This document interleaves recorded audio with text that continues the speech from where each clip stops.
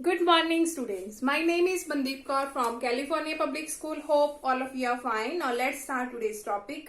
Before starting this topic, I just want to tell you we are doing the sixth chapter quadratic equation and its 2 or 3 worksheets are pending. But today we are going to start the revision of fourth chapter, principle of mathematical induction. So whenever the revision will be finished of this chapter, after that we will continue that chapter. That means the sixth chapter. So let's start its first worksheet, principle of mathematical induction. So its first worksheet is the first question of fourth chapter is if Pn be the statement, we have given the Pn is statement n into n plus 1 into n plus 2 is divisible by 6. Is divisible by 6. Then what is P of 3? Then what is P of 3? What is P of 3? Now look at here. We have given this statement that is divisible by 6 and we have to check P of 3. That means we have to put the value of n equal to 3 and we have to check whichever the answer will be there, that is also divisible by 6 or not. So here is our statement Pn, that is n into n plus 1 into n plus 2. And we have to check P of 3. P of 3, that means we have to put the value of n equal to 3. So here is 3 into 3 plus 1, 3 plus 2. So that is 3 into 3 plus 1, that is 4, 3 plus 2, that is 5. So 3 4s are 12, 12 5s are 60. Now look at here. 60 is divisible by 6. Obvious it is true. So which is divisible by 6 implies our statement is true for n equal to 3. So P of 3 is true. Now come to the next question of this worksheet. Okay, now the next question is we have given P of n is a statement 10 n plus 3 is a prime. We have given this statement is prime. Then show that P of 1 and P of 2 are true. That means when we will put the value of n equal to 1, that will become a prime number.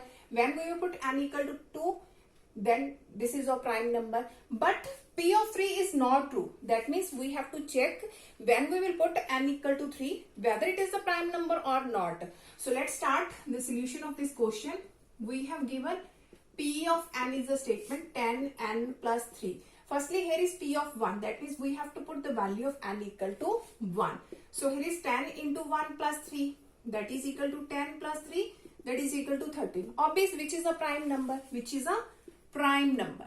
Which is a prime number? So I will also explain you what are the prime number which has only two factors. 1 and itself a number. So 13 has only two factors. 1 into 13. So it has only two factors, 1 and itself a number. So those number has only two factors that are called a prime number. Now we will check for 2. P of 2, that is 10 into 2 plus 3. 10 into 2, that is 20 plus 3, that is equal to 23. Again, which is a prime number? Which is a prime number? Because it has also two factors. 23 can be written as 1 into 23. It has only two factors, 1 and itself a number. So 23 is also prime number. So statement is true for P of 1 and for P of 2. Now we will check for P of 3. P of 3. So here is 10 into 3 plus 3. That is 30 plus 3. That is equal to 33. Which is not a prime number. Which is not a prime number. Prime number. So 33, 1 into 33. 33 also can be written as 11 into 3. So it has more than two factors. More than two factors. 1, 2, 3, 4. It has 4 factors. That means 33 is not a prime number. So P of 3 is not true. P of 3 is not true. Now come to the next question of this worksheet. Okay, now the next question is P of n is a statement n into n plus 1 into n plus 2 is an integral multiple of 12. Prove that P of 3 and P of 4 are true. But P of 5 is not true. That means when we will put the value of n equal to 3 and 4, that statement will be multiple of 12. But when we will put n equal to 5, that statement will be not multiple of 12. So let's start this question. We have Pn of this statement. Firstly, we have to check at n equal to 3. P of 3. So here is 3 into 3 plus 1 into 3 plus 2. So here is 3 into 3 plus 1, 4. 3 plus 2, that is 5. 3 4s are 12. 12 5s are 60. Now 60 is multiple of 12. 60 is multiple of 12. Which is multiple of 12? Which is multiple of 12. So that means P of 3 is true. After that we have to check P of 4. So it becomes 4 into 4 plus 1 into 4 plus 2. So here is 4 into 4 plus 1, that is 5. 4 plus 2, that is 6. 4 5s are 20. 26 are 120. So again, which is multiple of 12? Which is multiple of 12? Which is multiple of 12? That means P of 4 is also true. Now we will check P of 5. P of 5. So here is 5 into 5 plus 1 into 5 plus 2. So here is 5 plus 1, 6. 5 plus 2, that is 7. 5 6 are 30. 37s are 210. Now look at here. 210 is not multiple of 12. Which is not multiple of 12. Which is not multiple of 12. That means P of 5 is not true. P of 5 is not true. That we have to prove that P of 5 is not true for this statement is not multiple of 12 for n equal to 5. Now come to the next question of this worksheet. Okay, now the next question is we have given P of n is a statement. N square plus n is an even integer. Is an even integer. That means this statement is multiple of 2. Multiple of 2 because that is an even integer. Show that if P of k is true. If P of k is true, that means that we have given that that statement is true for n equal to k. Here is P of k. That means this statement is true for n equal to k. That means when we will put n equal to k, that is an even integer. That is an even integer because here it is written if P of k is true. If that means it has already given that that statement is true for n equal to k. That means when we will put n equal to k, that is an even integer. But we have to show that P of k plus 1 is also true. We have to show when we will put n equal to k plus 1, that will also an even integer. So let's start this question. So here we have given P of k is true. So here is P of k. That means we have to put n equal to k. So here is k square plus k. That is true. That means that statement is an even integer. So let us suppose that is equal to 2 lambda. Where lambda is any integer. Where lambda is any integer. Because that is an even integer. So I have supposed that if this statement is true, that means it as in even integer, that means that is equal to 2 lambda where lambda is any integer. Now come to the next one. P of k plus 1. P of k plus 1. So here is k plus 1 whole square plus k plus 1.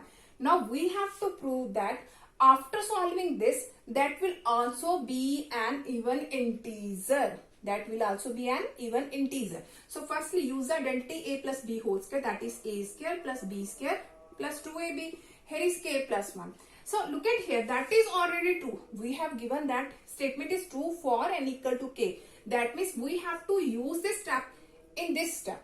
We have to use this in this step. So here is k square plus k. Here is also k square plus k. So make them together. K square plus k. Here is 2k. 1 plus 1, that is 2.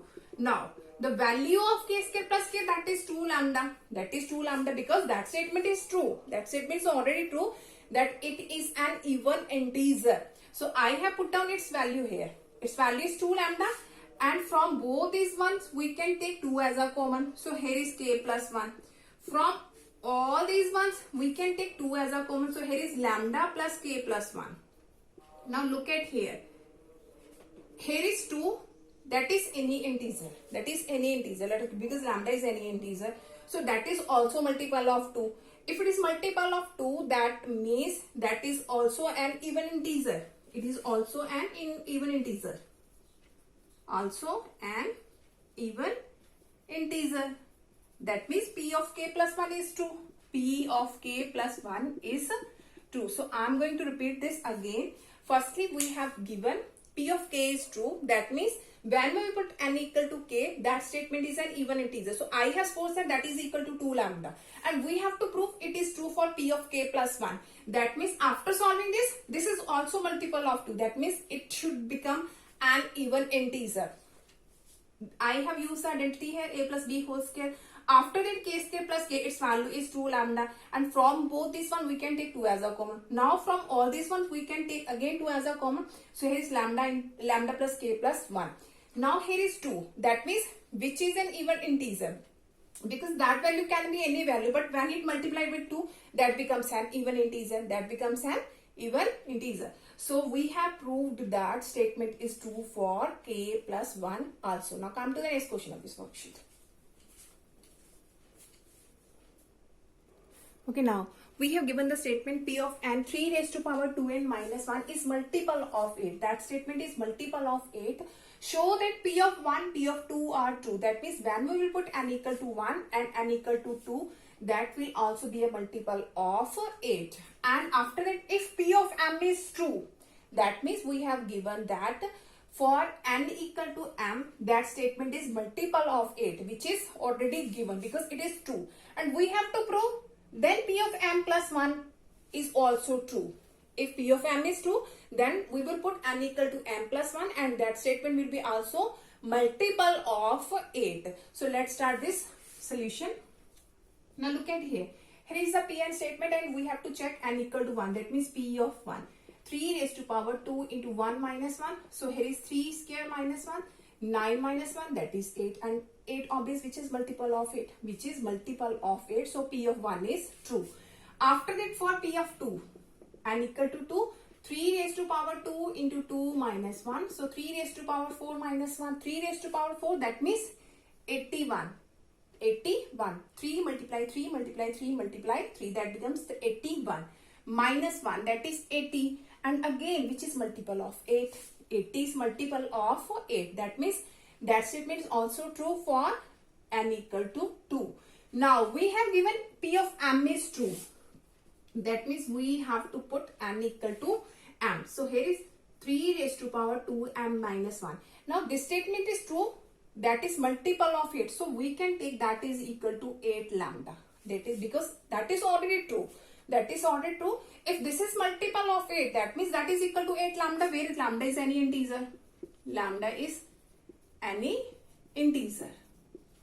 Now, after that, we have to prove that statement is also true for m plus 1. So we will put now n equal to m plus 1. So 3 raised to power 2 into m plus 1 minus 1. By doing its multiply, 3 raised to power 2m plus 2 minus 1. After that, split its power, 3 raised to power 2m into 3 raised to power 2 minus 1. Now look at here. This statement is true. That means we have to use this here. We have to use this statement here because that is already true. So here is 3 raised to power 2m. Here is also 3 raised to power 2m. So we can find its value 3 raised to power 2m, that is equal to 8 lambda plus 1. Minus 1, that becomes positive 1. So put this value here. So here is 3 raised to power 2m and its value is 8 lambda plus 1. 8 lambda plus 1 into 3 square. 3 square is 9 and minus 1 is as it is. Now 9 8s are 72 lambda. 9 1s are 9 minus 1. So 72 lambda, 9 minus 1, that is 8. So we can take 8 as a common. So here is 9 lambda plus 1. And look at here, which is multiple of 8. Which is multiple of 8. Where lambda is any integer. So here is 8 into 9 lambda plus 1, which is multiple of 8. Which is multiple of 8. Let us suppose we have to prove that that is multiple of 7. That means when we are doing all these steps, after the last step, here is 7 as a common. If we have to prove that statement is multiple of 7. If we have to prove that statement is multiple of 9, that means at the last 9 should be common from this statement. So we have proved that if that statement is true for n equal to m, That means this is also true for n equal to m plus 1, which is multiple of 8. So that is the last question of the worksheet 4.1. Now for tomorrow we will discuss the next worksheet of this chapter. Thank you so much everyone.